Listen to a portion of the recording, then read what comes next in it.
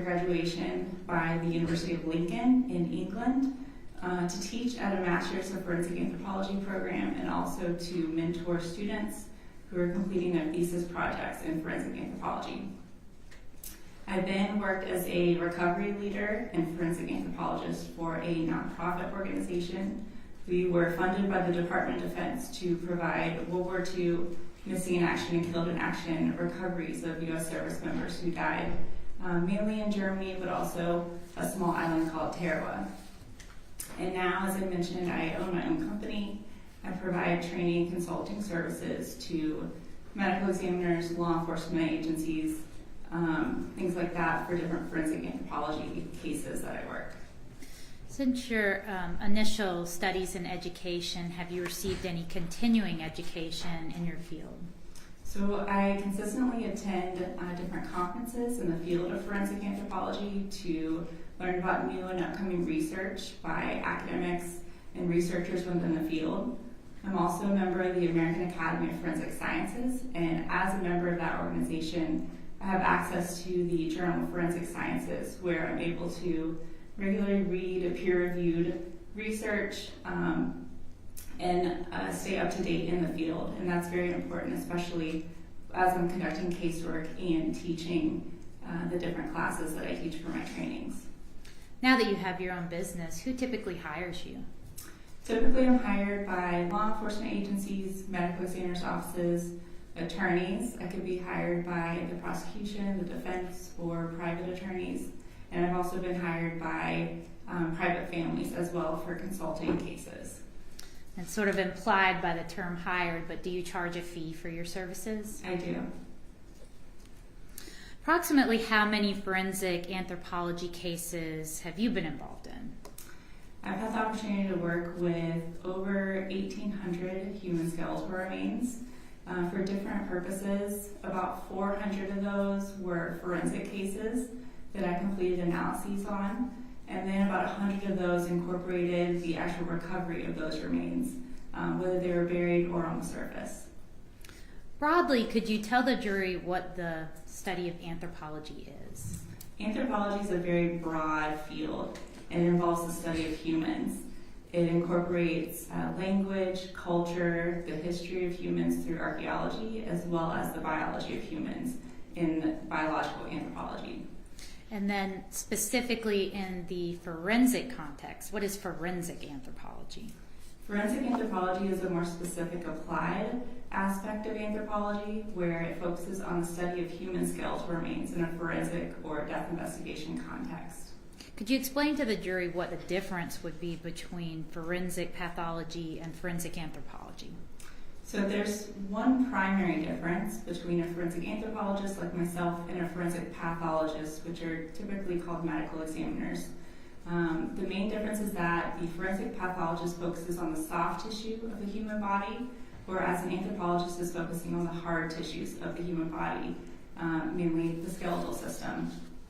Also, an anthropologist will describe what they see on the skeleton, but a pathologist is typically the one to determine the cause and manner of death. And how long have you been working as a forensic anthropologist? I started doing casework as a master's student at Texas State University in 2016, and I've been working with cases since then. Have you ever been offered and accepted as an expert in forensic anthropology in court? Yes, ma'am. Here in DeKalb County? Yes, ma'am. Your Honor, at this time the state tenders Dr. Tice as an expert in forensic anthropology. Any objection? No objection. All right, she will be allowed to testify as an expert in that area. Thank you, Your Honor. Dr. Tice, on December 1st, 2023, were you asked to conduct a forensic anthropological analysis on a case here in DeKalb County at the medical examiner's office? I was. And what was included in that analysis? I was asked to complete a forensic anthropological analysis to determine multiple aspects to gain information. The main thing that we do when we first start an anthropological analysis is conduct a skeletal inventory. The skeletal inventory provides us information on what bones are present and what are missing at the time of our analysis. We also estimate a biological profile The biological profile incorporates multiple aspects to include an estimation of the age of the individual, the sex, whether they're male or female, the ancestry of the individual, and then also an approximate stature or height of that individual. And this is all information that's important, especially when an individual is unidentified and you're working with law enforcement or medical examiners to narrow down a list of missing persons to try to identify that individual. Next, we usually look for any indications of trauma or damage on the bone. There's 3 primary types of trauma or damage that we would describe. The first one is antemortem trauma, which is trauma that occurred during life. So we would know that it's antemortem trauma because there's evidence of healing. So typically if you have a broken bone or you had surgery during life, your bone heals itself when you're still living, and so we would see evidence of that in the skeleton. The next type of trauma that we look for is perimortem trauma. And perimortem trauma is trauma that occurred at or around the time of death. And we typically know that it's perimortem because there's no evidence of healing. Usually the fracture lines are very jagged, sharp, and sometimes there's radiating fractures extending from those fracture lines. The last thing that we describe as far as damage is postmortem damage. And postmortem damage, also, there's no evidence of healing. There's different types of indications for postmortem damage, but there's also different things that could cause this postmortem damage, including different human factors that could have damaged the bone, animal scavenging if the bones are on the surface, construction equipment, depending on the condition and where the bones were found.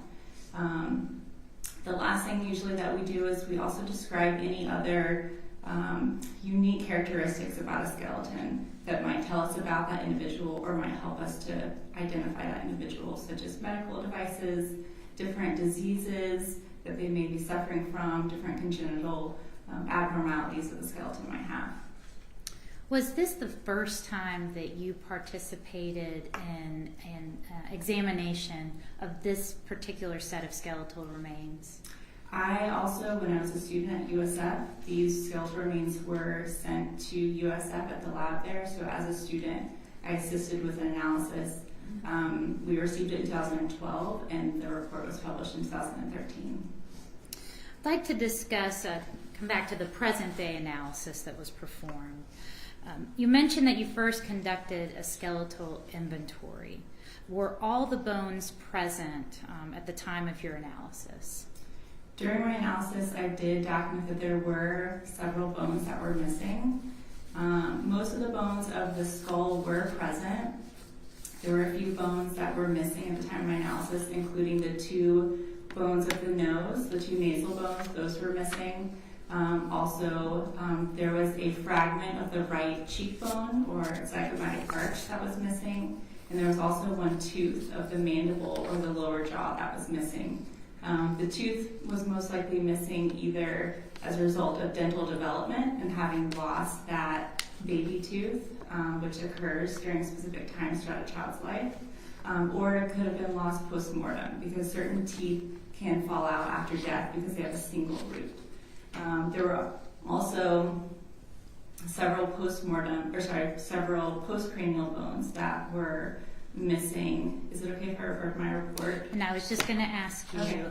as part of this analysis, did you prepare a report of your findings? Yes, ma'am, I did. And in that report, did you include photographs to illustrate the points that you are referencing in your report? I did, yes, ma'am. Did you also prepare an amended report after reviewing additional evidence from the scene? Yes, ma'am. Permission to approach the witness number. Showing you Exhibit 65. Do you recognize this exhibit? I do. How do you recognize it? This is my forensic anthropology report that I wrote initially after looking at the remains. And is it a true and correct copy? Yes, ma'am. Your Honor, the state tenders 65 into evidence. Any objection? No objection. It's admitted. I'm showing you Exhibit 66. Do you recognize this exhibit? Yes, ma'am. How do you recognize it? This was the amended report that I wrote after reviewing additional photographs that's dated December 13th. And is that a true and correct copy of your report? Yes, ma'am. Your Honor, at this time, the state tenders 66 into evidence. Any objection? No objection. Is submitted. Thank you.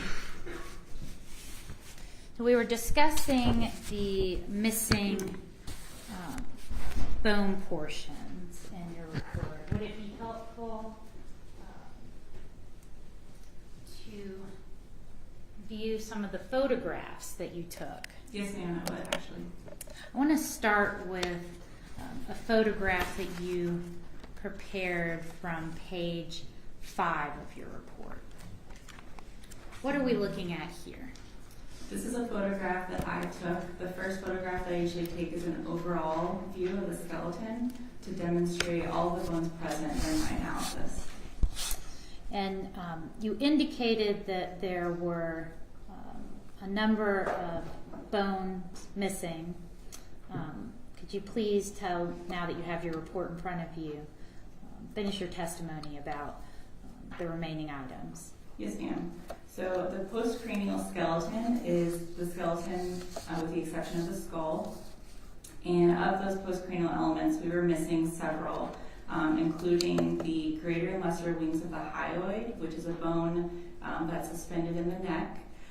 We're also missing 6 different ribs, the right clavicle, which is the collarbone on the right side, the right and left scapula, which are also called the shoulder blades, so both scapula were missing, the right and left patella, which are your kneecaps.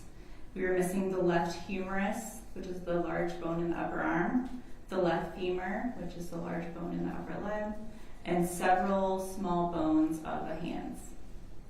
What are some of the reasons that the bones could be missing or not present?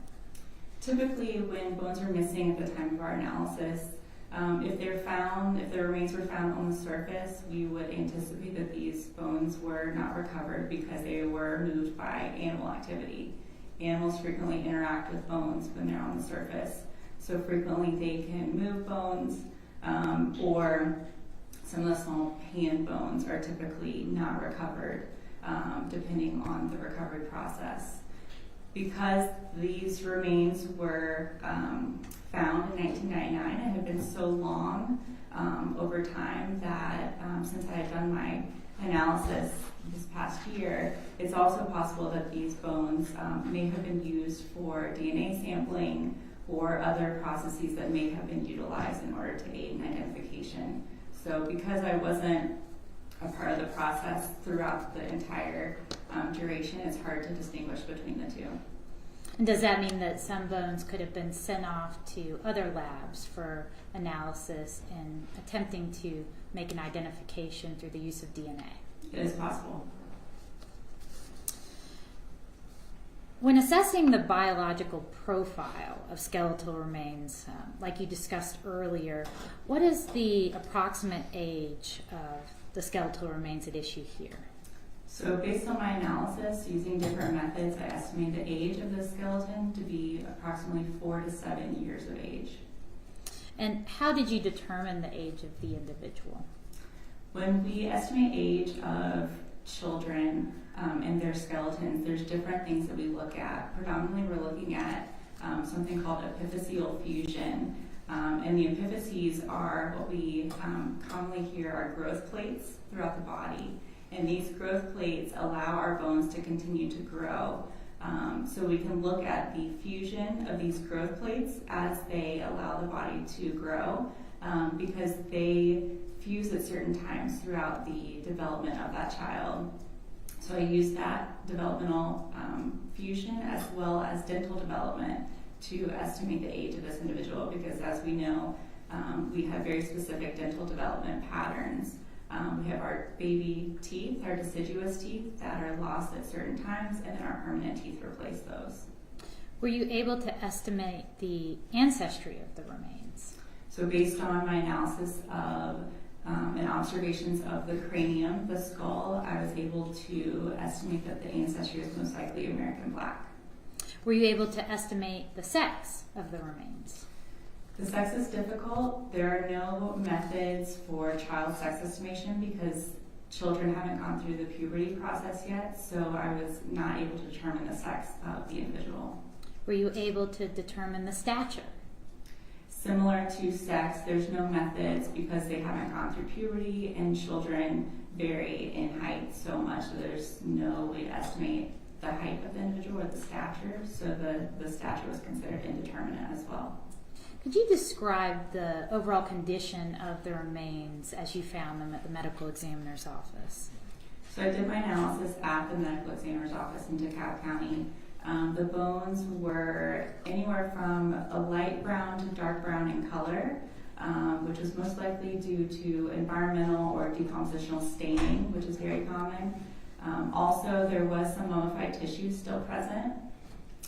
As you can see in the photograph, the lower legs from about the knee down and the feet were still completely mummified, and so the feet bones were still encased in that mummified tissue.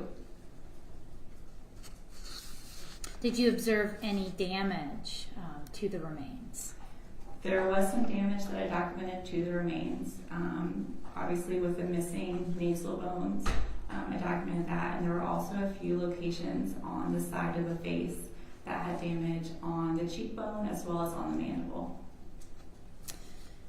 I want to direct your attention to a previously admitted exhibit.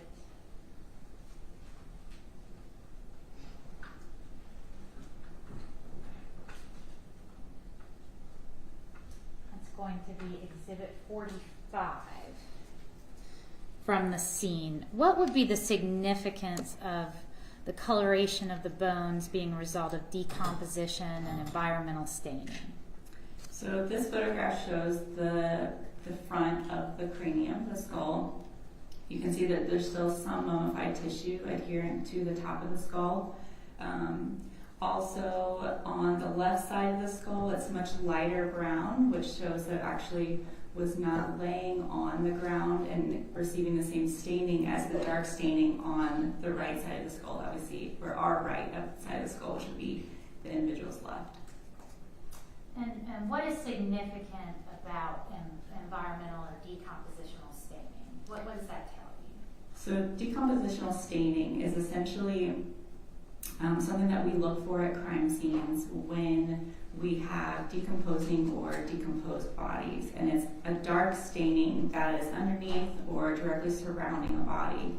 We go through a process when we decompose where our body expels a dark fluid or liquid through the decomposition process, so it will stain the ground or anything that we're laying on during that decompositional process, and it will also stain the bones in the process a much darker color.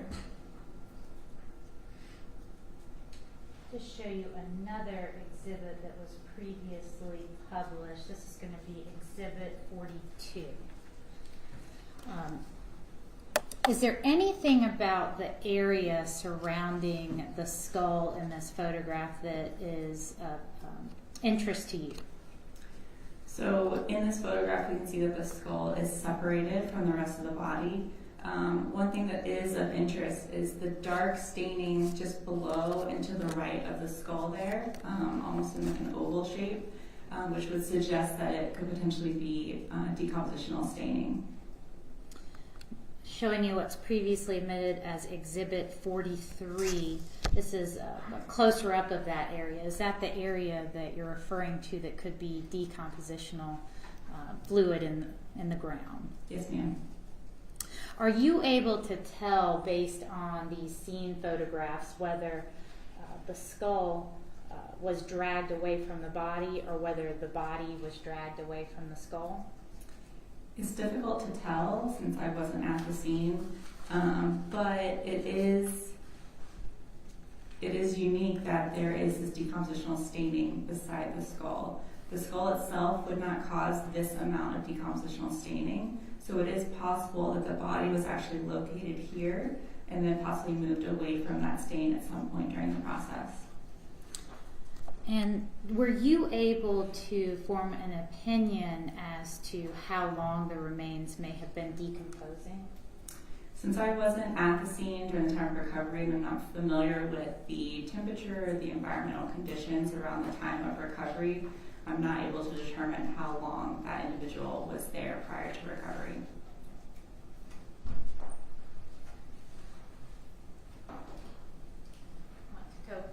to your photographs.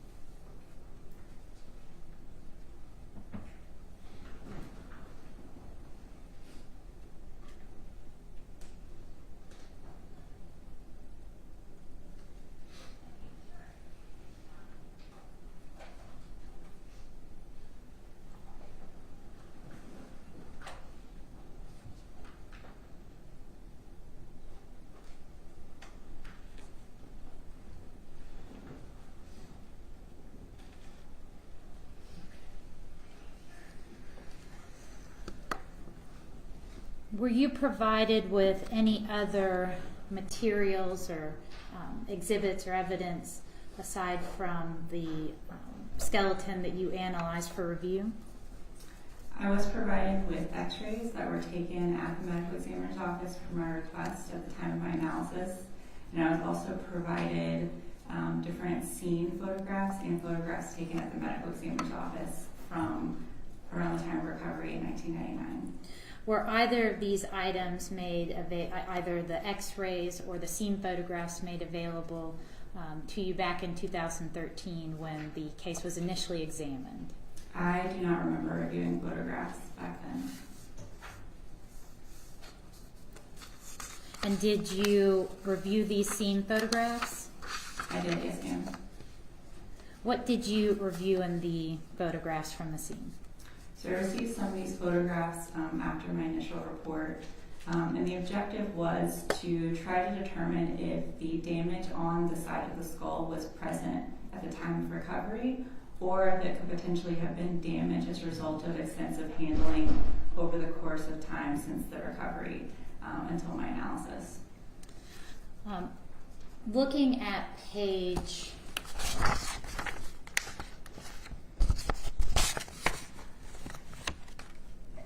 6 of your report. Is this a photograph that you took? Yes, ma'am, it is. And does it demonstrate some of the damage or missing components to the skull that you've testified to the jury about? Yes, ma'am, it does.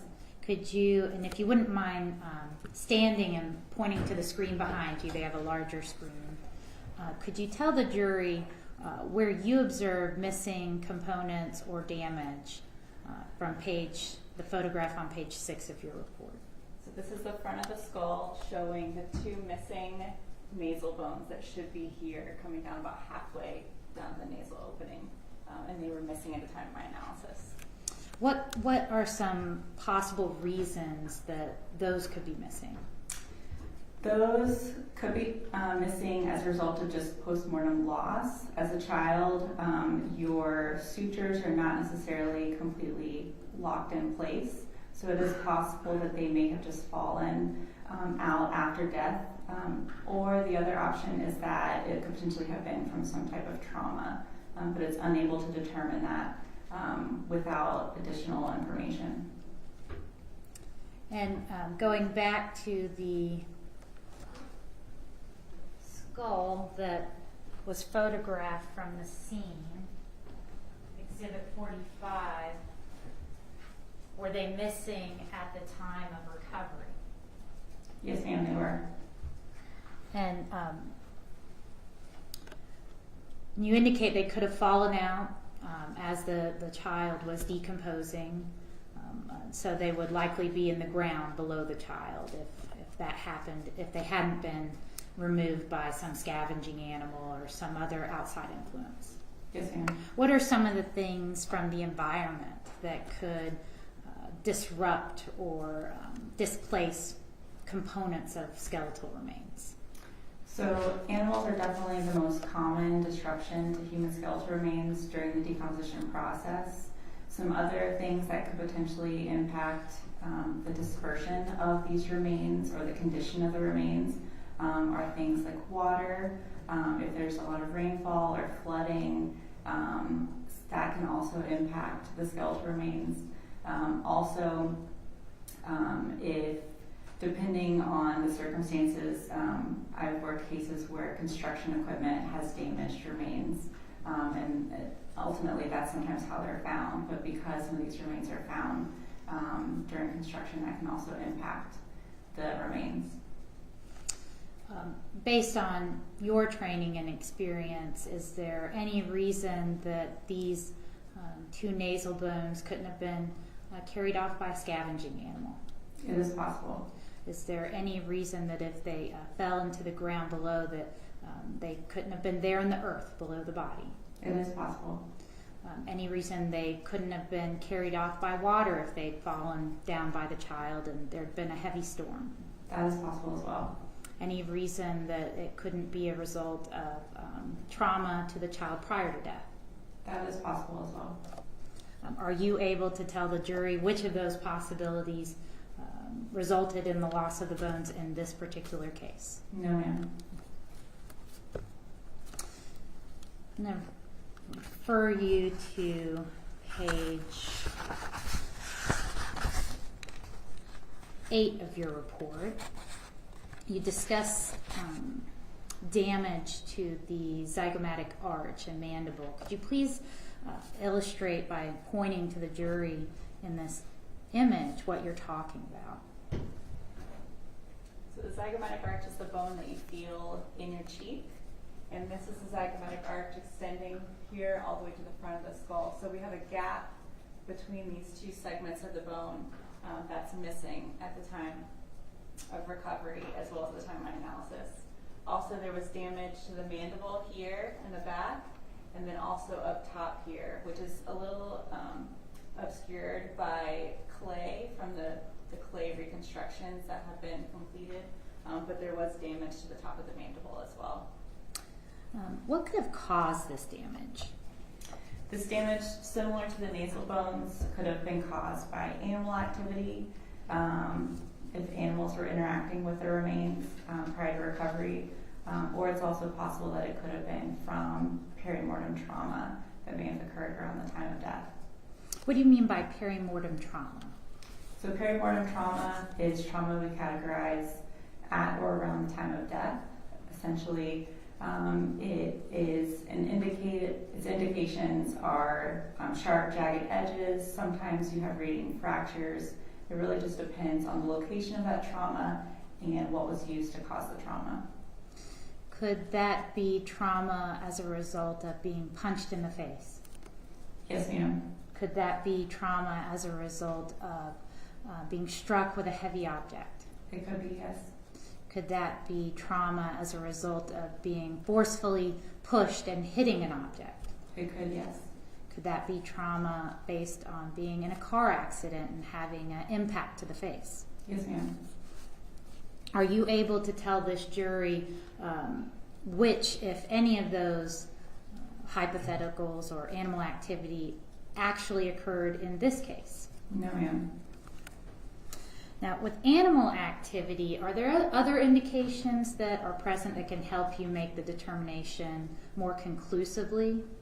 So typically with animal activity, there are signs that we see on the bone that are very typical of either carnivorous animal activity. So with large canines, we see kind of pits and holes in the bone that are made when they chew on the bones. Also with smaller animals or rodents, we see almost like a scraping pattern where they're scraping their front teeth against the bone. And we do see this commonly on the bone surfaces when there is animal activity. Did you observe any of those indications in this case? No, ma'am. Could this injury been sustained while the child was alive? It is possible. If the child had been injured and had an exposed wound when they were left there in the woods, could that actually draw animal activity?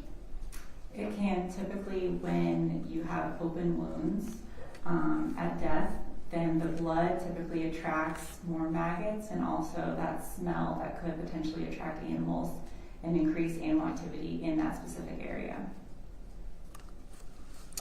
If you take post-mortem damage out of the equation, we're talking about these environmental factors, scavenging animals, water, heavy equipment running over, unknown remains, things like that. If you take that out of the equation, do you have any knowledge or expertise about whether it's uncommon for children to fracture in this particular part of the face? It's not impossible for a child to sustain a fracture in this part of the face, but it would require a large amount of force to cause the bone to fracture to the extent to where a whole segment is missing. So typically when you see a fracture like that, is it more consistent with something like abuse or a car accident? Those could be factors that would cause this. In your report, you documented that there was no pathology present on the skeletal remains. Can you please explain what you meant by that? So during my analysis, I look for pathology, which is, it could be broad, but it could be any signs of malnutrition in the individual, signs of cancer, disease, or any other unique factors that maybe an individual is born with, to talk a little bit about that individual and tell their story. And did you observe any signs of malnutrition with the remains? No, ma'am. You indicated that you prepared an amended report. Why did you prepare an amended report in this case? I initially wrote my report with the material that I was provided after completing my anthropological analysis at the DeKalb County Medical Examiner's Office.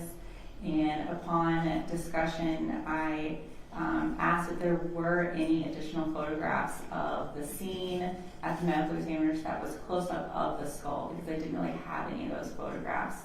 But I wanted to see if the fractures on the skull were present at the time of recovery as opposed to potentially occurring later on just due to handling or being dropped or something like that. So prior to having that information, what was your conclusion in the initial report? Initially, I notated that the damage on the skull was most likely a result of postmortem damage because of the limited information that I had. Once you received the additional information showing the exact condition of the remains as they were recovered, what was your finding?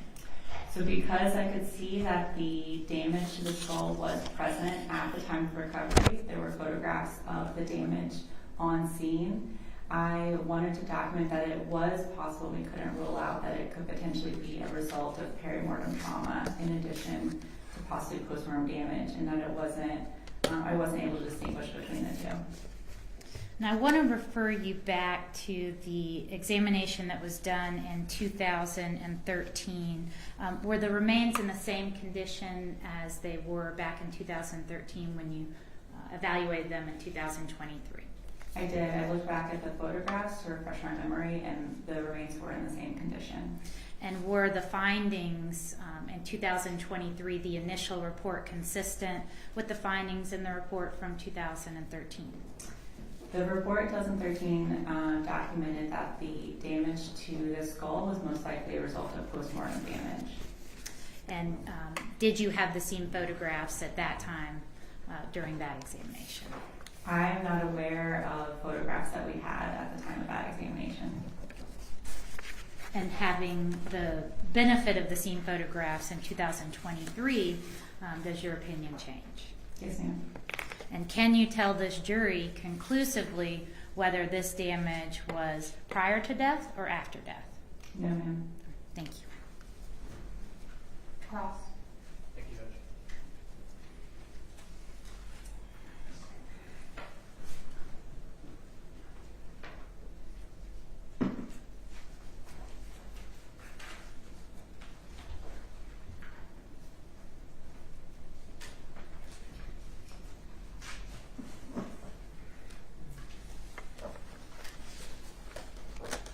Hold on, let me,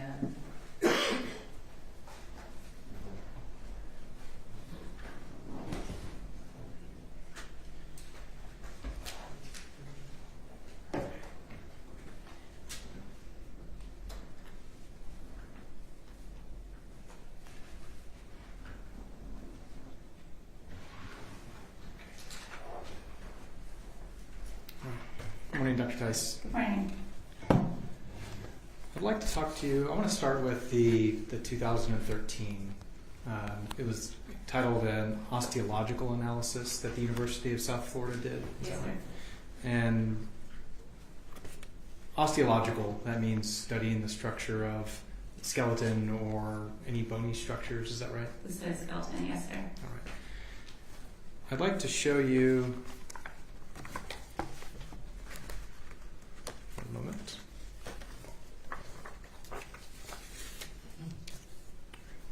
Do you have a defense?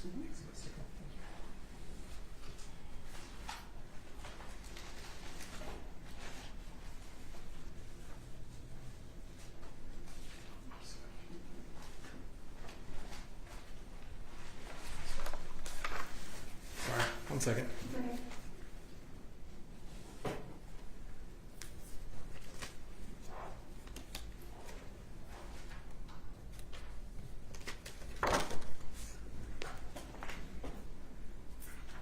May I approach, Your Honor? Yes.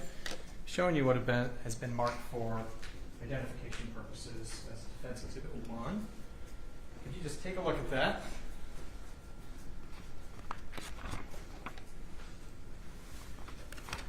Okay.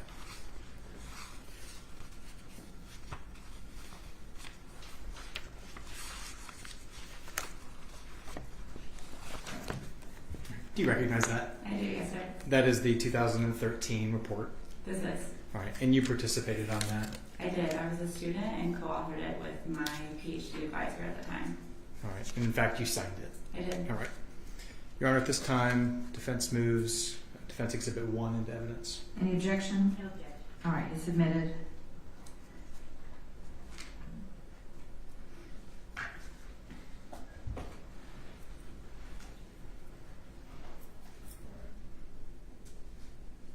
On the screen, you can. That is the same report. Right? Yes, sir. Okay.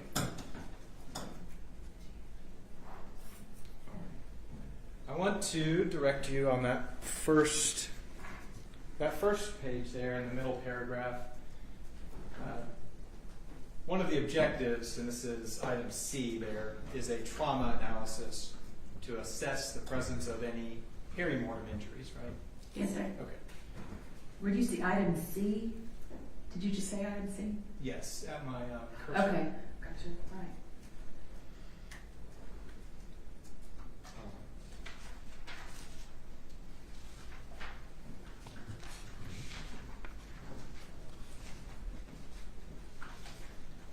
Now I'm going to take you to the next page.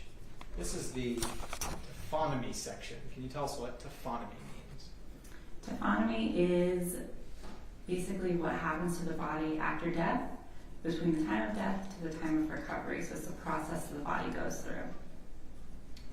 Now in this taphonomy section, here in the first section, reveals that you guys did have crime scene photos, correct? It looks like there were photos, yes. All right. And in this next one, you had scene and autopsy photos? That is what it says, yes. Okay. So you guys reviewed photos along with the skeletal remains, correct? My advisor may have reviewed them. I don't remember seeing them at the time. Okay.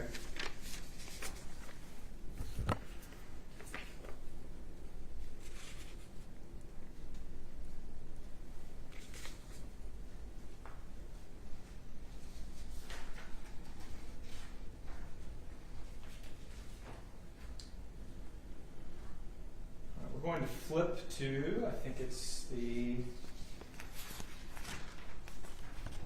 fourth page.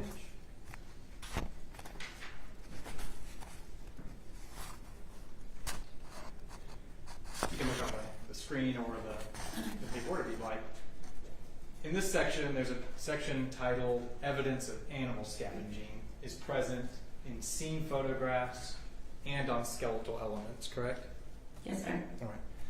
Now, below that, the subpoints, one of the things you talked about already, the stain of decomposition is evident on the ground surface, right? Yes, sir. And that was away from the clothing and legs, which appeared to be dragged post-mortem. Yes, sir. Now the opinion there is that happened before the body began decaying, and it was dragged at some point and then continued to decay in a different location, right? Well, if the decompositional staining is present at the previous location, then it would have been dragged either during the decomposition process or after, depending on if there was staining under where the body was found. Right, and there was, correct? I don't know, I didn't see photos of the body, of the location of the body after it was removed at the scene. Okay, I understand.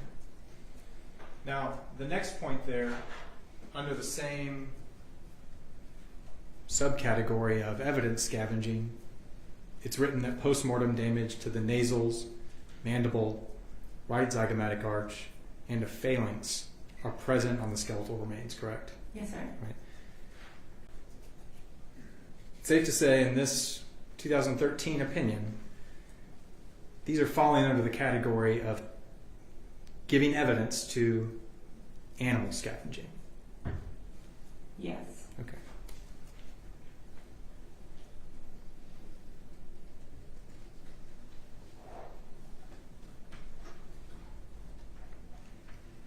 All right, I want to go through some of those terms.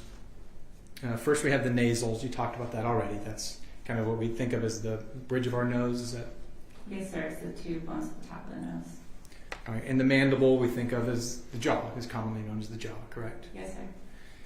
The zygomatic arch. So we have our cheekbone, but there's a thin bone that connects back to our, I think it's your temporal bone. Yes, sir. All right, and that kind of connects behind your ear, right? Just above your ear. All right. In that other word there, the phalanx refers to a finger or a toe. A phalange or a phalanx is just another name for a phalange, which is a finger. I don't know if it's referring to a toe or a finger here. It doesn't specify, but it's basically either a finger or a toe.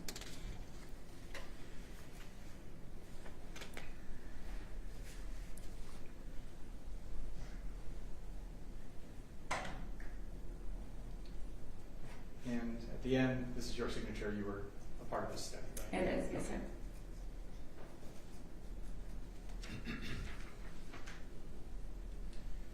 All right.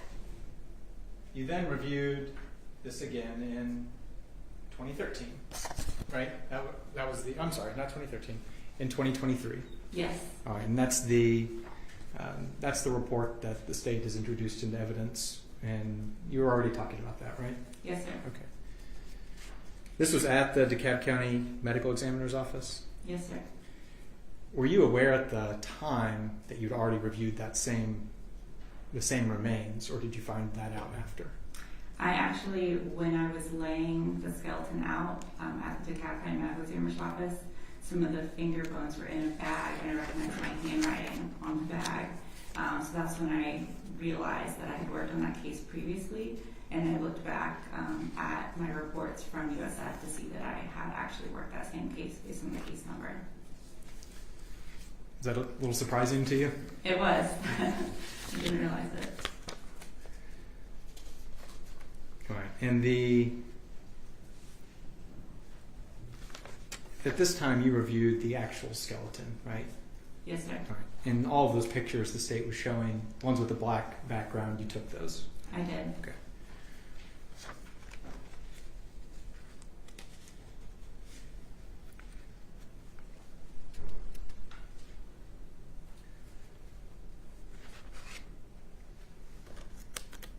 Okay.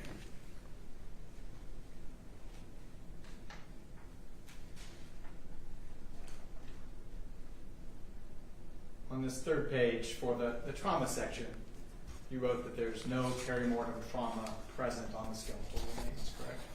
Correct. All right, and then we have another taphonomy section where we talk about the postmortem damage, right? Correct. Yes, sir. All right, now in the middle of that, there's a few things, but the first is that right zygomatic arch that we already talked about, right? Yes. Okay.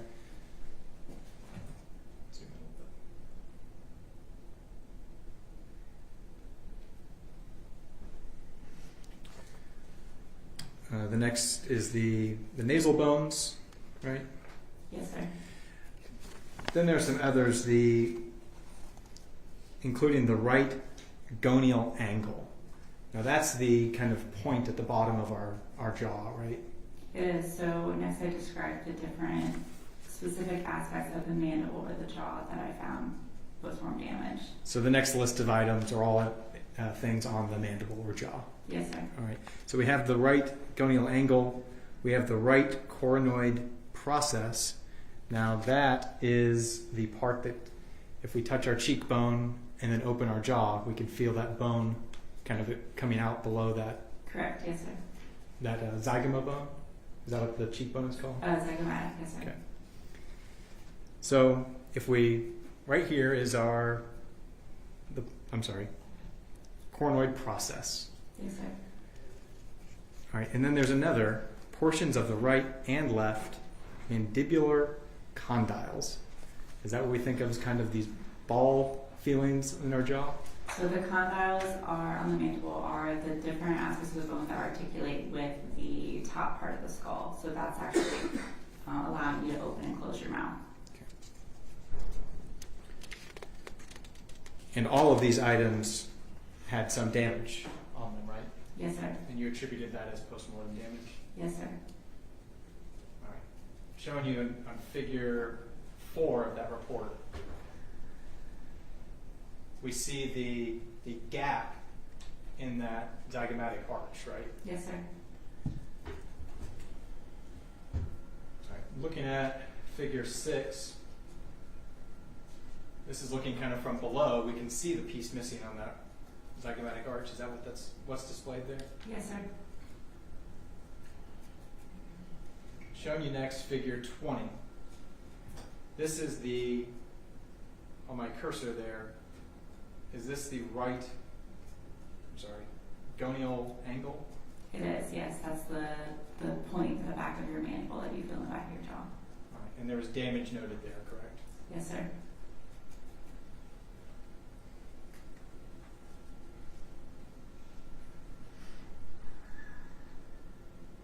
right. In figure 19,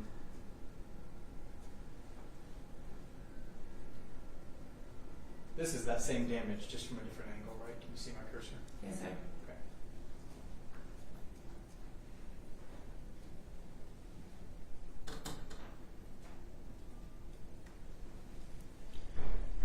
All right.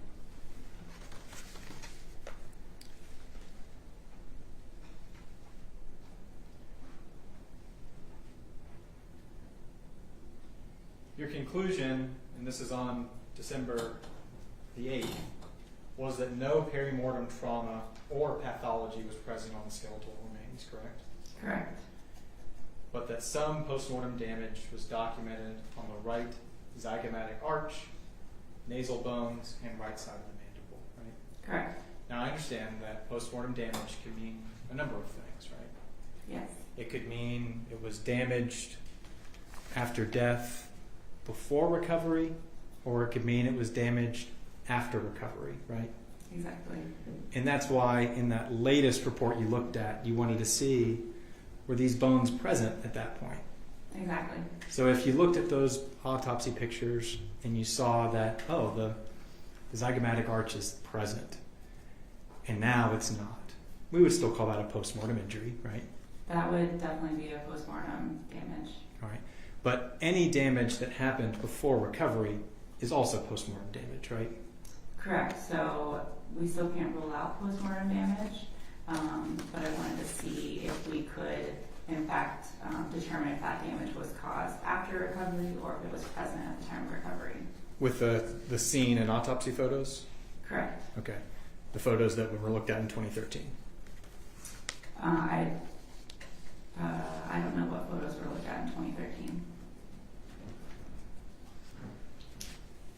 All right. In that report, though, there were scene and autopsy photos listed in the report. The 2013 report? Yes.